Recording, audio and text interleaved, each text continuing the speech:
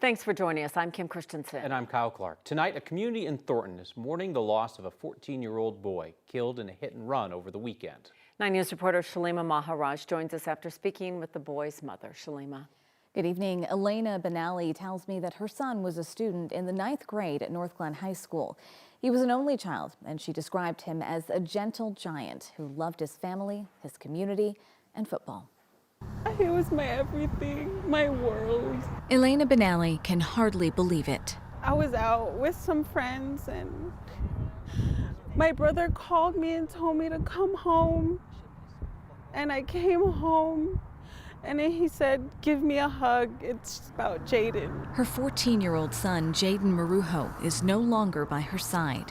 The last time I told him I loved him was dropping him off for school. On Saturday evening, Thornton police say a 14-year-old boy was hit while riding a motorized bike near the intersection of Thornton Parkway and Huron Street. Investigators say the driver was speeding when he struck the boy from behind and took off.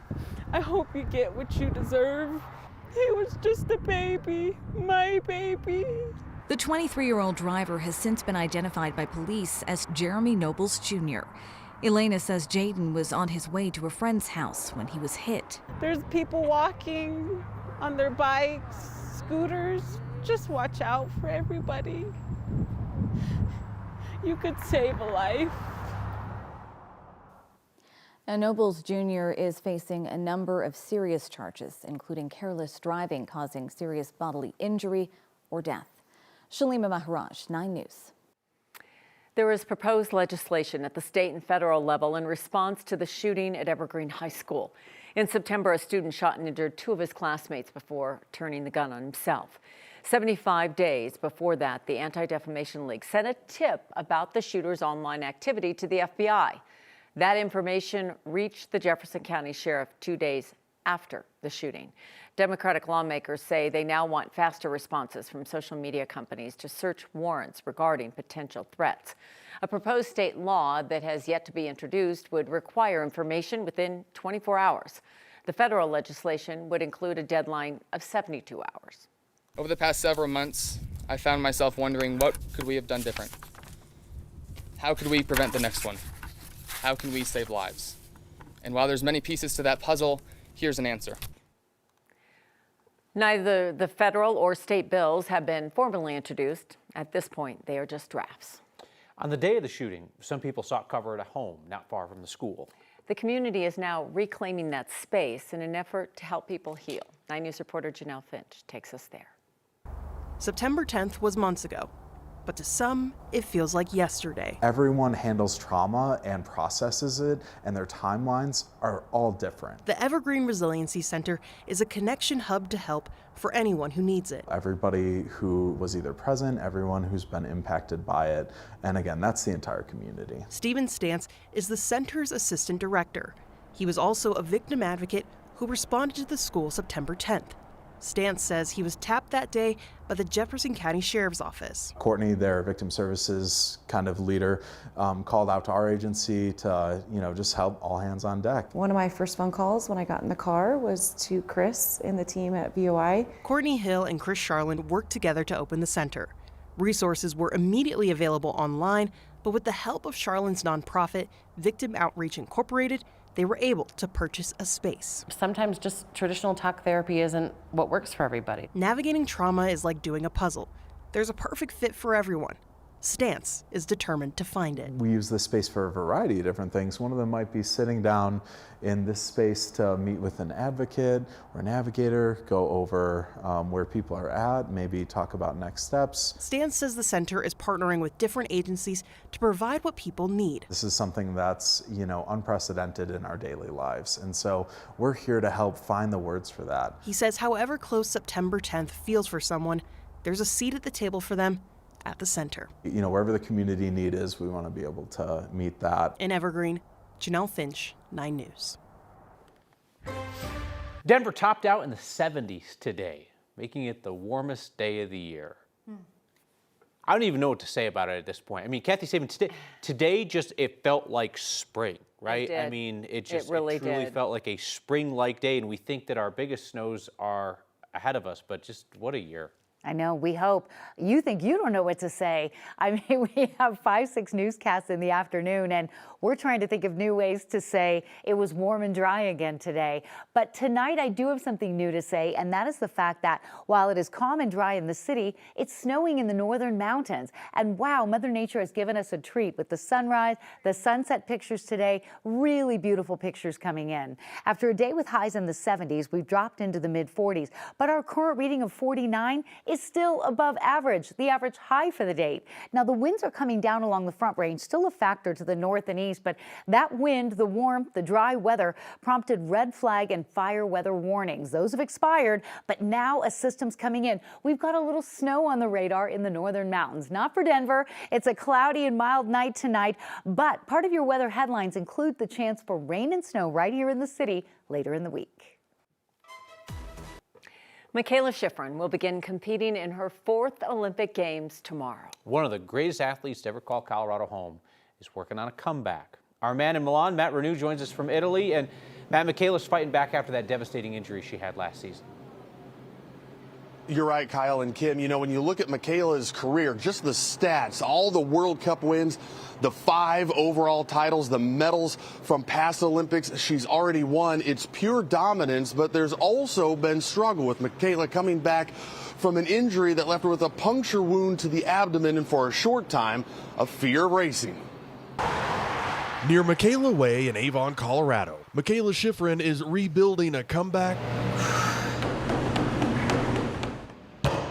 gym time, strength and conditioning portion of the season. on her terms. Every year we're kind of reinventing the wheel a little bit.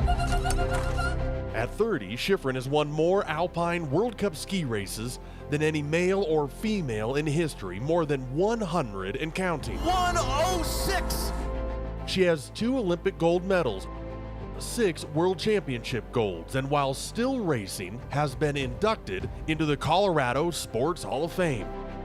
It's certainly a testament to the work that has been done and the journey I've had and my whole team and family and close friends and biggest supporters. Shiffrin is the GOAT. Be the best ever. You know, there was some really great high highs On a journey that's been anything but easy. and some really low lows. At the Olympics in Beijing, Shiffrin raced in 6 events. She didn't medal in any of them. Then came Killington, Everybody said it was going to happen in Killington. racing toward her 100th World Cup win. The more people said that, the more I felt like, I think that's too easy. Like, I don't think the universe is going to let this go that way. Mikaela hit a gate, crashed, and felt a stabbing pain in her midsection, a rare injury from being punctured in the fall. Shiffrin's recovery would be difficult, healing her body I had those like scary PTSD flashes of crashing. and her mind. Every time I get in the start gate, whether it's a race or training, I'll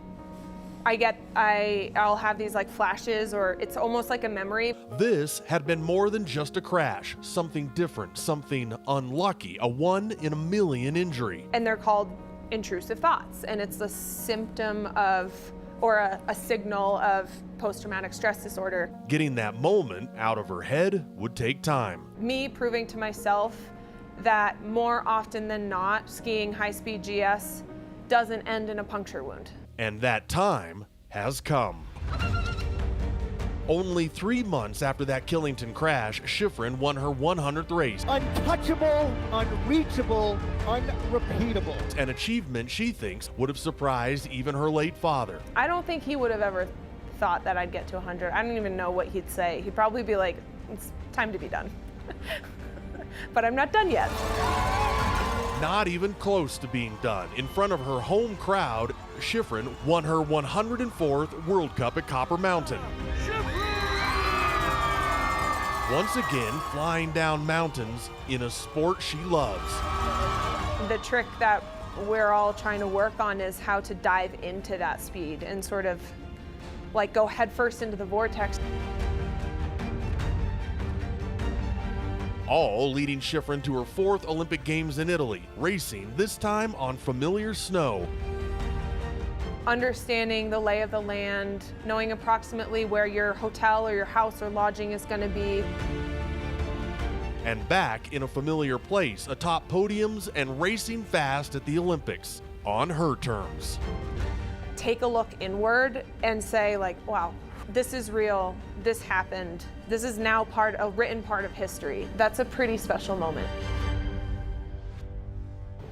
Special moment and some history that could be made at these Olympics. Mikaela will race in several events starting on the 10th. So today in Milan, tomorrow in Colorado. It's the team combined events at about 6 a.m. in Colorado. She's racing with Breezy Johnson. They have a great chance in gold. And then she'll also race in the giant slalom and slalom, which she's been dominant in during this season of racing. Reporting from the 2026 Winter Olympics in Italy, I'm Matt Renew, 9 News. Kyle, Kim, it's great to see Mikaela confident again. She's in a place that she likes. She seems relaxed. I think it could be a successful Olympics for her. Oh, don't you know it? I mean, I saw the picture of her back abs, on social media, but she has put in all this physical work and the mental work too. It's been a ton of work, Kim. You talk about the physical work. When we were filming with her, she was just doing a light workout, doing 300-pound deadlifts. And so, yeah, this has been a journey for Mikaela physically and mentally to overcome that crash. She's there now. This season, she's been dominant. She's comfortable at these Olympics. It's great to see her happy again. Fun to see her racing. It absolutely is. Matt Renew, thank you. Shame that the Milan Cathedral isn't more picturesque. Perhaps you could find a better backdrop for your future live shots. Goodness. That is a stunning piece of Gothic architecture. That's cool stuff. All right. Well, maybe we'll get a closer look later in the games. Thank you, Matt. Appreciate it.